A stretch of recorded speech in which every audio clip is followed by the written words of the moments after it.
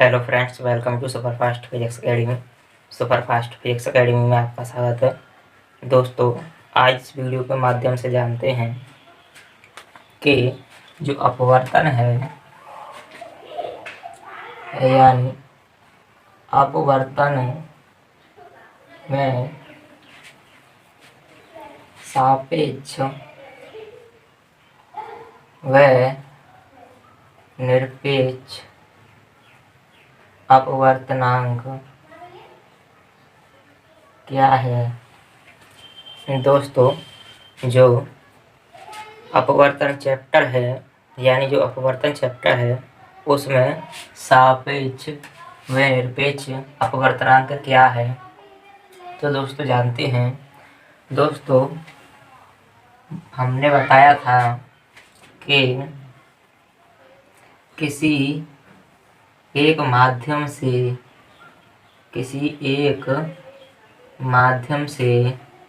जब किरण किसी दूसरे माध्यम में आती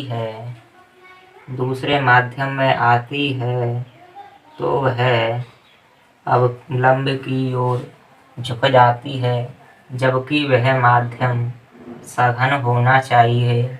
यदि वह माध्यम विरल होता है तो वह अभिलंब से दूर हट जाएगी। दोस्तों, अगर यह माध्यम विरल होता जबकि यह सघन होता, तो दोस्तों यहाँ पर देखते हैं इसको। मान लीजिए किरण कांच में से इस प्रकार आ रही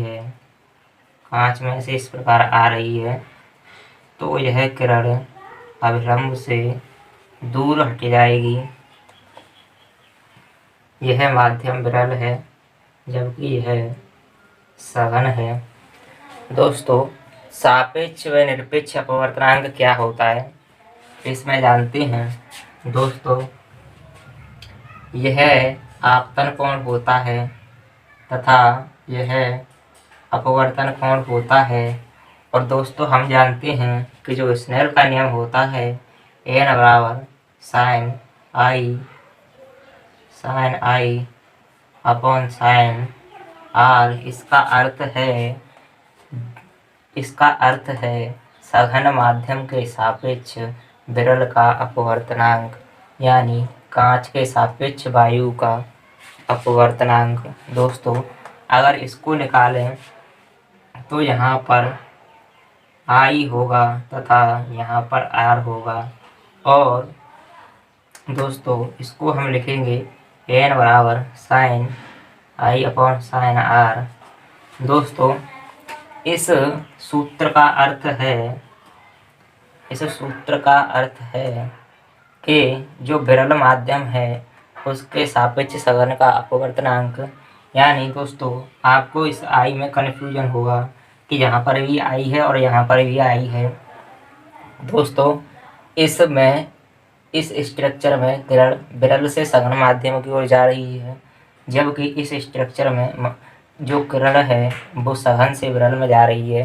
तो दोस्तों, इसको देखते हैं हम आगे।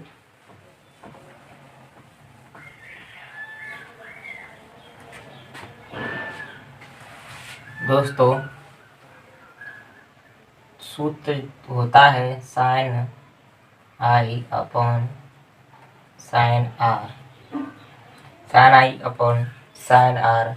मान लीजिए जो किरण है वो वायु से कांच में जा रही है, यानी वायु से कांच में जा रही है, कांच में किरण जा रही है, तो आपसे प्रश्न पूछा जाएगा कि वायु के सापेक्ष कांच का अपवर्तनांक। दोस्तों, वायु के सापेक्ष कांच का अपवर्तनांक क्या है, तो दोस्तों देखते हैं इसको कैसे करते हैं। दोस्तों,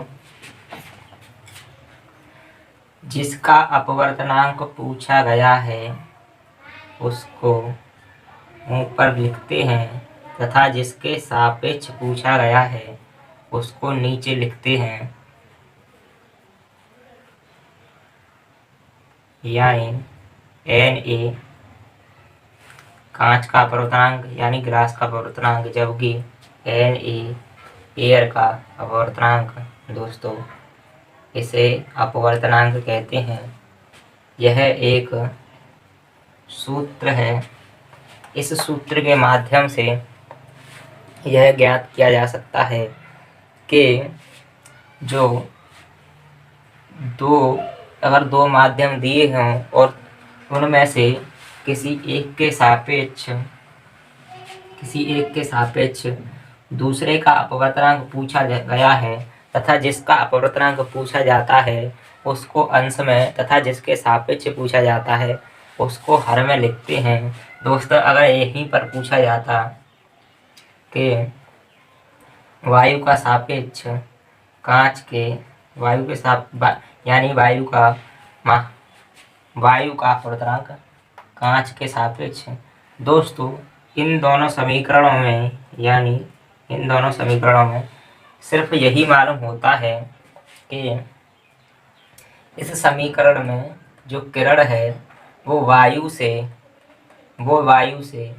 कांच में प्रवेश कर रही है, जबकि इस समीकरण से हमें मालूम होता है कि जो किरण है वो कांच से वायु में प्रवेश कर रही है।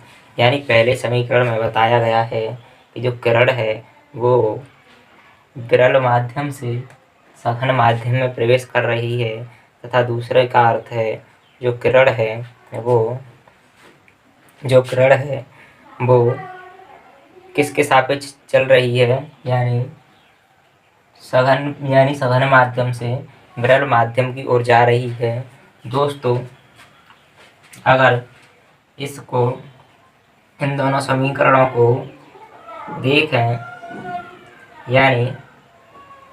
समीकरणों को देखें तो दोस्तों हमें प्राप्त होता है Ng/Na इंटू Ng। दोस्तों इन दोनों समीकरणों का अगर गुणा कर दें तो ये दोनों जो राशि हैं वो कट जाएंगी। इससे हमें यह प्राप्त होता है कि किन्हीं दो माध्यमों के जो अपवर्तनांक हैं उनके यानी किन्हीं दो माध्यमों के अपवर्तनांक हैं वे अगर अलग अलग दोनों माध्यमों के सापेक्ष लिए जाएं तो उन दोनों का जो गुणनफल है वो एक होता है। यानी इस माध्यम का यह विरल है तथा यह सघन है। तथा मान लीजिए एक प्रश्न में हमने पूछा गया कि विरल माध्यम के सापेक्ष सघन का तथा दूसरे में पूछा गया सघन माध्यम के सापेक्ष विरल का अपवर्तनांक क्या होगा। तो दोस्तों इन दोनों का जो गुणनफल होगा उसका आंसर 1 आएगा। दोस्तों जानते हैं कुछ आगे।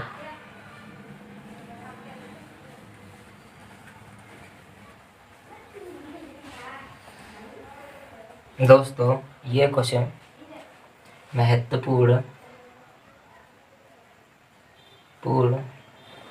अपवर्तनांक हैं। दोस्तों इससे पहले हमने एक क्वेश्चन लिखा था कि वायु के सापेक्ष कांच का अपवर्तनांक।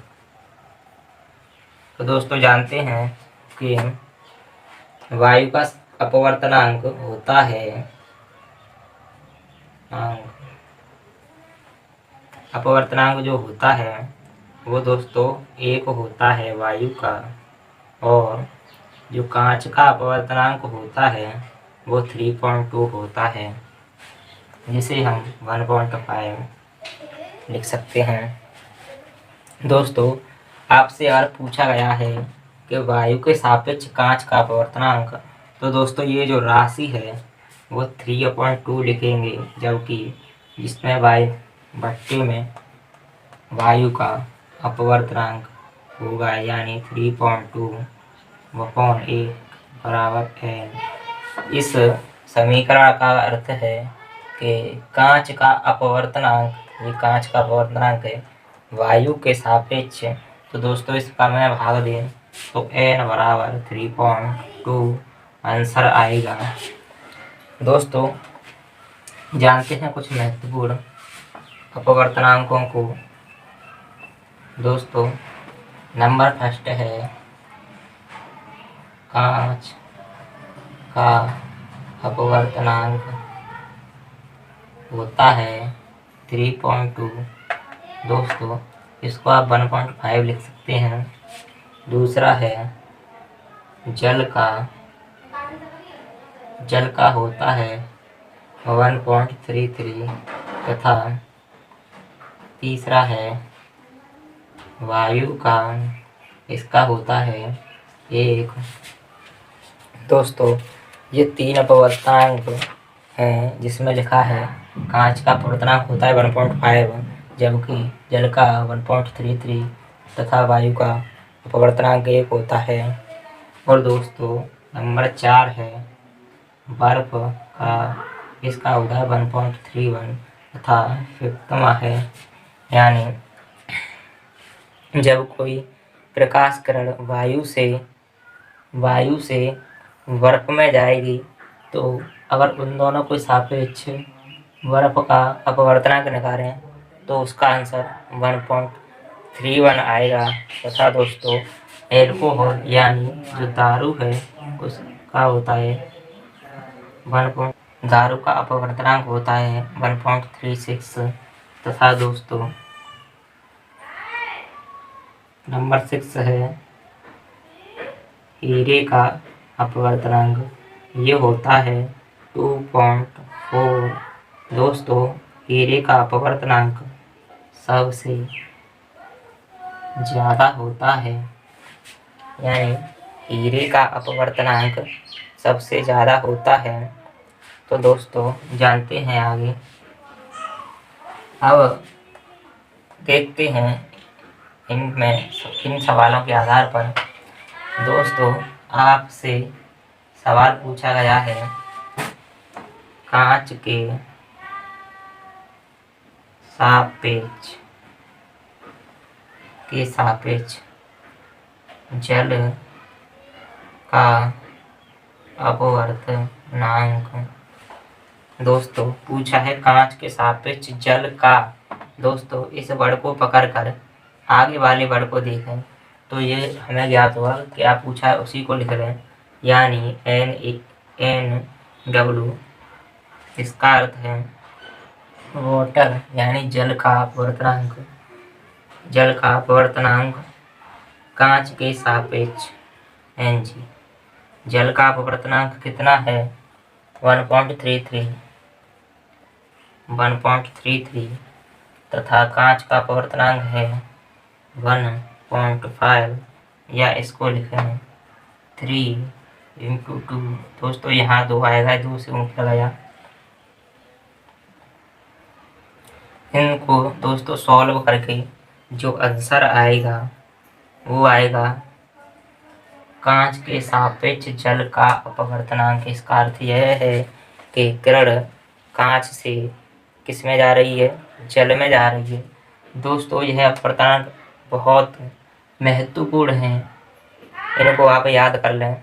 दोस्तों अब जानते हैं कि अपवर्तनांक तथा प्रकाश की चाल में अपवर्तनांक तथा प्रकाश की चाल में संबंध। दोस्तों V बराबर C/N, यहाँ N अपवर्तनांक, C प्रकाश की चाल तथा V प्रकाश का वेग है, या प्रकाश की चाल कहें। तो दोस्तों इसको कैसे निकालते हैं या इसकी परिभाषा कैसे कहें। दोस्तों प्रकाश, या दूसरी भाषा में कहें तो प्रकाश की चाल तथा पदार्थ के अपवर्तनांक यानी वह पदार्थ जिस पदार्थ का वेग या प्रकाश में चाल पूछी हो उसकी वेग या चाल बराबर होगी प्रकाश की चाल तथा उस पदार्थ के अपवर्तनांक के बराबर। यानी हमने कांच में प्रकाश डाला और इस कांच में प्रकाश की चाल है, यानी कांच में हमने प्रकाश डाला और कांच में जो प्रकाश की चाल है वो क्या होगी, यानी इसका अपवर्तनांक होगा 3/2 और जो प्रकाश की चाल है उसमें भाग देने पर इसका जो वैल्यू आएगी उस वैल्यू के बराबर इस कांच में प्रकाश की चाल होगी। दोस्तों कैसे जानते देखिए, क्वेश्चन आता है कि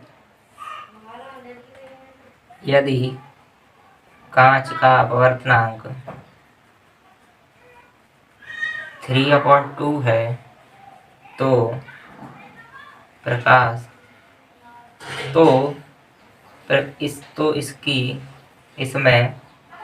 इसमें प्रकाश की चाल क्या होगी, यानी कांच का अपवर्तनांक 3/2 है।